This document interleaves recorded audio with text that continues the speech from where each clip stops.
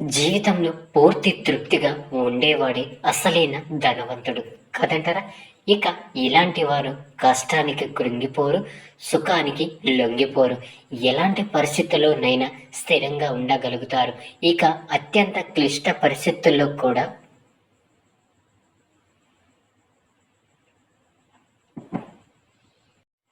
తమ లక్ష్యం వైపు దృఢంగా ఉండే వారికే అదృష్టం కూడా అనుకూలంగా ఉంటుంది.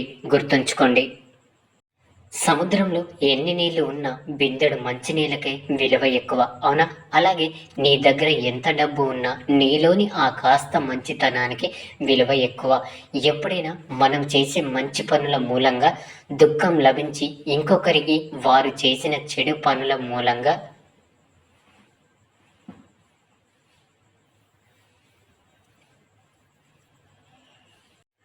సుఖం లభిస్తే మనసుకి తప్పకుండా అనిపించవచ్చు. ఇక ఇలా సత్కార్యాలే చేయడం వల్ల, ధర్మాన్ని అనుసరించడం వల్ల కలిగే ప్రయోజనం ఏమిటి అని, అవునా? కానీ దుష్టాత్మలకు ఏం లభిస్తుందో మీరు ఎప్పుడైనా గమనించారా? దుష్ట కార్యాలను తలపెట్టే వారి హృదయం ఎప్పుడు అల్లకల్లోలంగా చిరాకుగా ఉంటుంది. ఆ మనసులో అనుక్షణం కొత్త సంఘర్షణలు ఉద్భవిస్తూ ఉంటాయి. ఇక ఆ అపనమ్మకం వారిని జీవితాంతం వెంటాడుతూ ఉంటుంది. ఇదేనా సుఖం అంటే?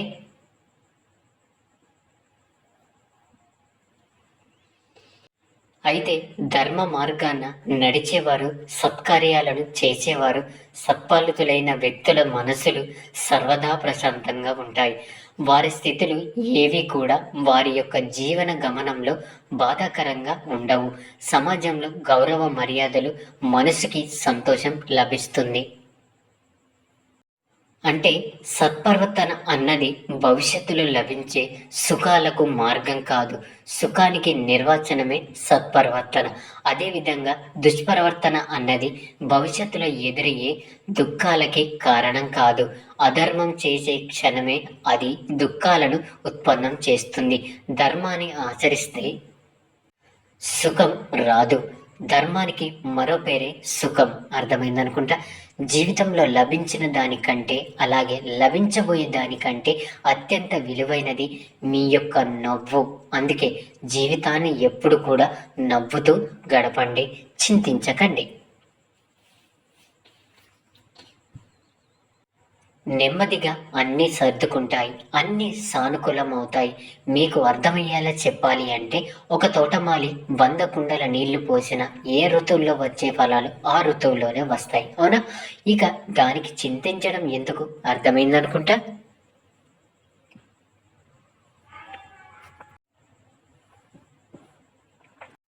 ఒక స్త్రీ కానీ, పుస్తకం కానీ, డబ్బు కానీ పరాయి వాళ్ళ చేతుల్లోకి వెళితే మళ్ళీ తిరిగి రావు. ఒకవేళ వచ్చినా కూడా స్త్రీ చెడిపోయి వస్తుంది, పుస్తకం చెరిగిపోయి వస్తుంది.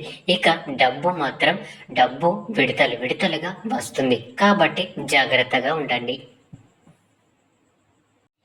ఎవరైనా వారు చేసిన అపరాధానికి దండన లభిస్తే అటువంటప్పుడు అది అన్యాయమని ఆ వ్యక్తి మనసు రోధిస్తుంది. తాను ఆ అపరాధం చేసినప్పుడు తన ఆలోచనలు భిన్నంగా ఉండేవని తన యొక్క మనసుకి అనిపించవచ్చు. ఇక అపరాధం జరిగాక ఆ వ్యక్తి దానికి పశ్చాత్తాపం చెందడు. తన ఆలోచనలో పరివర్తన వచ్చింది. మరి ఆ వ్యక్తికి దండన ఎందుకు లభించింది? నిజానికి ఒక చర్య జరిగింది అంటే దానికి ప్రతిచర్య కూడా అనివార్యం. కర్మానుసారమే ఫలితం ఉంటుంది. ఇంకొకరికి ప్రేమ పంచితే సుఖం ప్రాప్తిస్తుంది.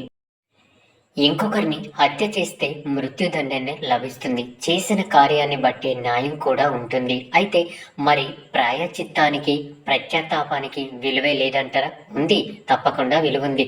ప్రాయశ్చిత్తం ఇంకా పశ్చాత్తాపం వలన మనిషికి ఆత్మబలం పెరుగుతుంది. రానున్న దండనను స్వీకరించడానికి మనిషి యొక్క మనసుని ఆయుత్తం చేస్తుంది. అయితే ప్రాయశ్చిత్తం లేకుండా దండనను స్వీకరించడం వల్ల ఫలితం ఉంటుందా? మీరే ఆలోచించండి.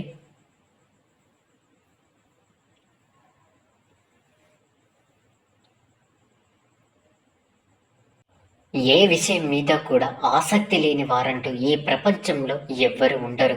వారికి ఎలాంటి ఆసక్తి ఉంటుందో అలాంటి వారిగానే తయారవుతారు. ఇక ఎలాంటి ఆలోచనలు ఉంటాయో అలాంటి ప్రపంచమే వారి చుట్టూ ఏర్పడుతుంది. ఇక అలాంటి ఫలితాలని వారు తప్పకుండా అనుభవిస్తారు. గుర్తుంచుకోండి.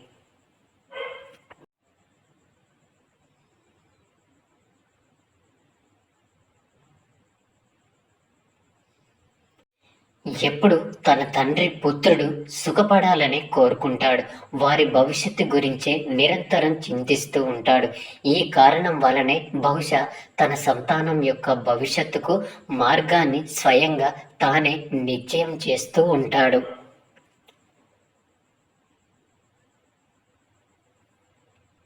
తండ్రి తాను ఏ మార్గాన నడిచాడో, ఏ మార్గంలోని సంఘటన పరిస్థితులను స్వయంగా చూశాడో, ఏ మార్గంలోని వెలుగు నీడలను స్వయంగా చూసి తెలుసుకున్నాడో, ఇక అదే మార్గంలో తన పుత్రుని కూడా నడవమంటారు. ఈ కోరికే ఉంటుంది ప్రతి తండ్రికి. నిశ్చయంగా ఉత్తమ భావన ఇదే. అయితే ఈ ప్రశ్నల గురించి కూడా కొంచెం ఆలోచించడం మనం మర్చిపోతూ ఉంటాం. ఏమిటి ప్రశ్నలు? మొదటి ప్రశ్న, కాలంతో పాటు ప్రతి మార్గంలోనూ మార్పులు రావంటారా? అలాగే కాలంతో పాటు కొత్త పరిస్థితుల్ని ఎదుర్కొంటారా? మరి గడిచిపోయిన కాలం నాటి అనుభవాలు కొత్త తరానికి ఎలా ఉపయోగపడతాయి?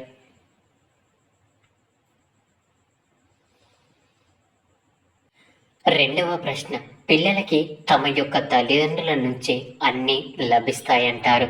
తాను సంతానానికి సంస్కారం నేర్పదే తమ యొక్క తల్లిదండ్రులే. కానీ మనసులోని సమతుల్యం, మనసులోని సమతుల్యాన్ని భగవంతుడు ఇస్తాడు.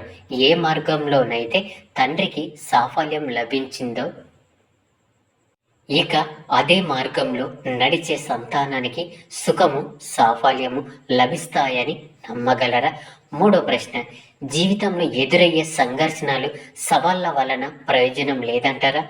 ప్రతి ఒక్క కొత్త ప్రశ్న కొత్త సమాజానికి తెర తీయదంటారా?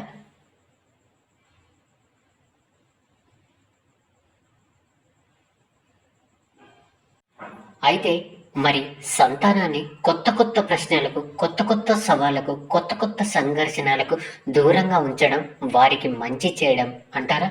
లేదా హాని చేయడం అంటారా? అంటే ఏ ప్రకారంగా సంతానం యొక్క భవిష్యత్తుని నిర్మించడానికి, మారుగా వారి వ్యక్తిత్వానికి రూపుదిద్దడం శ్రేష్టమో? అదేవిధంగా సంతానం యొక్క జీవిత మార్గాన్ని నిశ్చయించడానికి, మారుగా వారికి కొత్త కొత్త సంఘర్షణలు ఎదుర్కోవడానికి మనోబలం, విజ్ఞత అందించడం ఎక్కువ ప్రయోజనకరం కాదంటారా? ఆలోచించండి. నిర్ణయం మీదే.